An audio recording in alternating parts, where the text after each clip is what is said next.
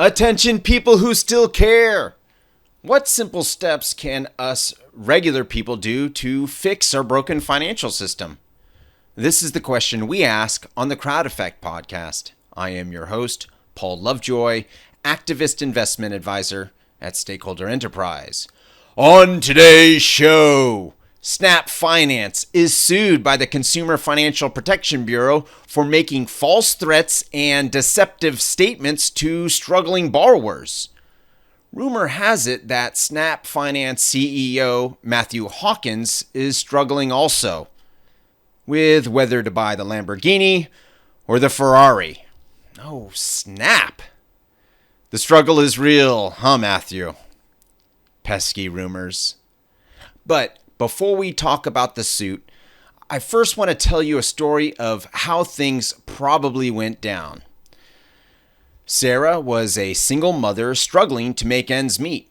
She worked 2 jobs to support herself and her young daughter, Lily. Life was tough, but she did her best to provide for her family. However, one thing that constantly held her back was her poor credit history, which made it challenging for her to secure loans or financing. One day, while walking back from the laundromat with Lily in tow, Sarah felt a sense of despair wash over her. The hours spent at the laundromat every week meant she had to miss a few hours of work, further straining her finances. As she passed an appliance store, a vibrant sign caught her eye. "No credit check financing available," it boasted in big, bold letters. A glimmer of hope sparked in Sarah's heart. Maybe this was her chance to finally get a new washing machine.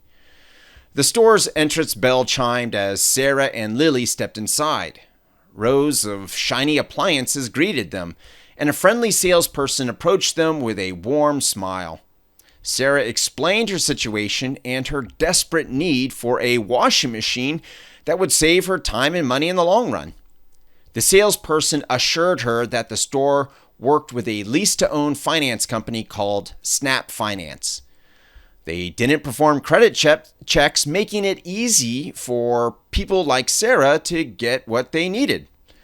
The prospect of not having her credit history scrutinized sounded like a dream come true.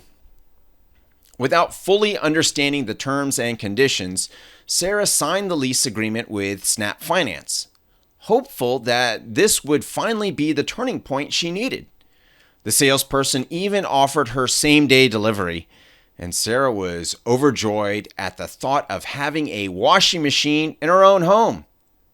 Initially, things seemed to go well. Sarah diligently made her payments to Snap Finance, and the washing machine made laundry day a breeze. But then, things took a dark turn. Snap Finance began harassing Sarah with threatening phone calls and letters, claiming she had missed payments when she hadn't. Even after providing proof of her payments, their harassment didn't stop. They even threatened to repossess her washing machine, leaving her devastated and worried about how she would keep up with the work and take care of Lily without it.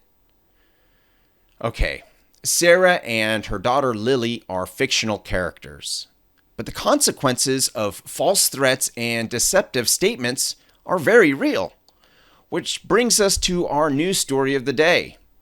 The Consumer Financial Protection Bureau, or CFPB, last week sued Snap Finance, a lease-to-own finance company, for deceiving consumers, obscuring the terms of its financing agreements, and making false threats. The CFPB alleges that Snap Finance misled consumers through its advertising, servicing, and collection of its agreements. The company allegedly failed to provide consumers with required disclosures and interfered with consumers' ability to understand the terms and conditions of their agreements. The CFPB claims that Snap Finance made false threats to consumers who were struggling to make payments on their financing agreements, alleging that Snap Finance threatened to repossess consumers' merchandise or services if they missed a payment, even though it had no legal right to do so. The CFPB is seeking injunction relief, restitution, and civil penalties from Snap Finance. This lawsuit is a latest in a series of enforcement actions taken by the CFPB against lease-to-own finance companies. In 2022, the CFPB sued Rent-A-Center for making deceptive statements to consumers about the terms of its financing agreements.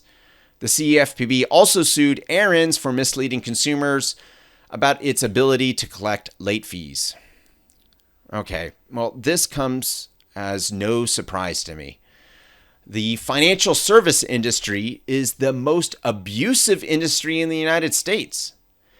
According to the Violation Tracker Project, which has been tracking corporate fines and settlements since the year 2000, found that the financial service industry has been penalized $377 billion in the last 23 years.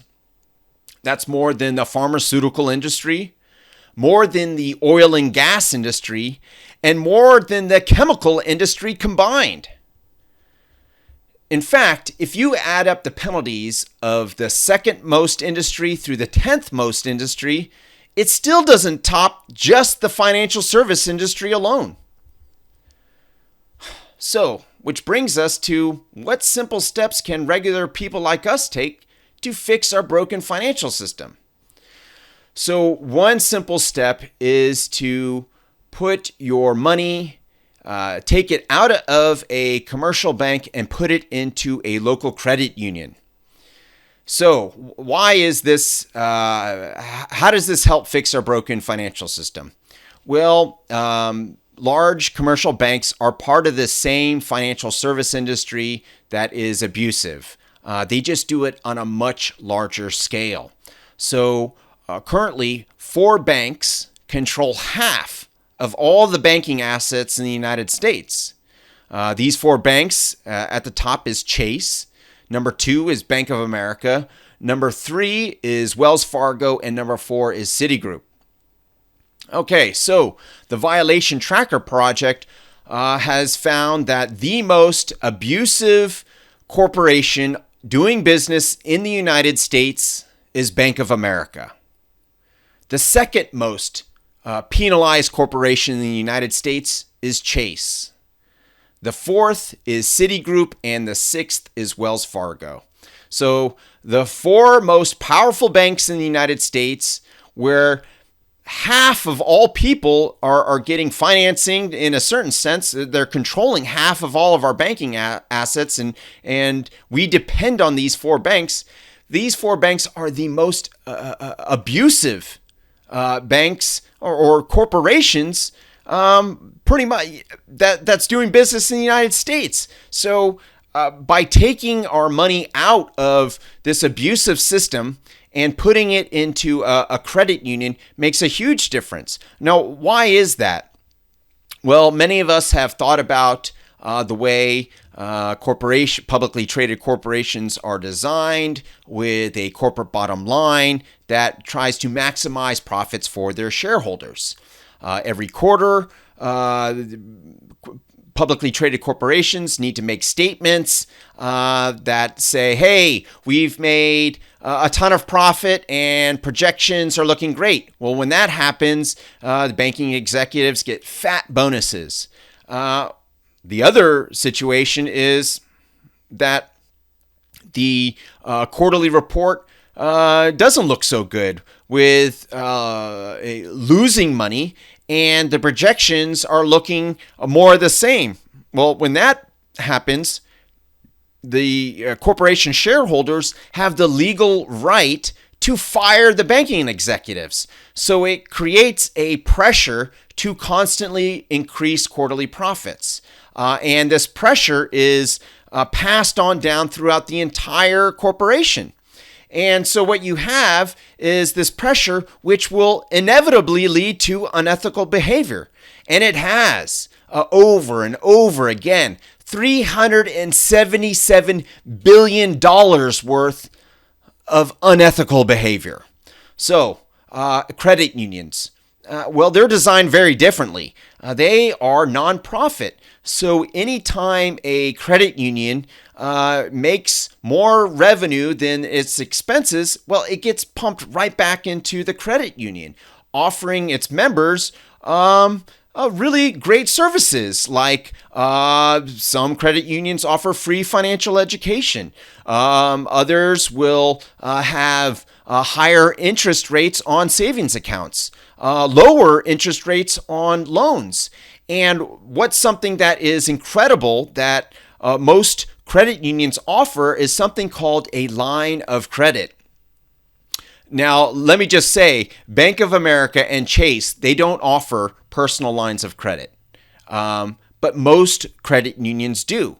So why is this significant? Well, a line of credit is much like a credit card in that it's revolving debt, meaning that you only pay interest on what you borrow. So if you use a credit card and you spend $500 on that credit card in a certain month and you pay it back, well, there's no interest that you have to pay the credit card company. Same goes with a line of credit. If you use the line of credit and you pay it back within the month, you don't have any interest.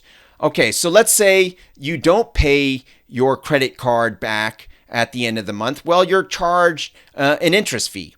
And these interest fees are very high. The average credit card interest rate for new customers is around 21%.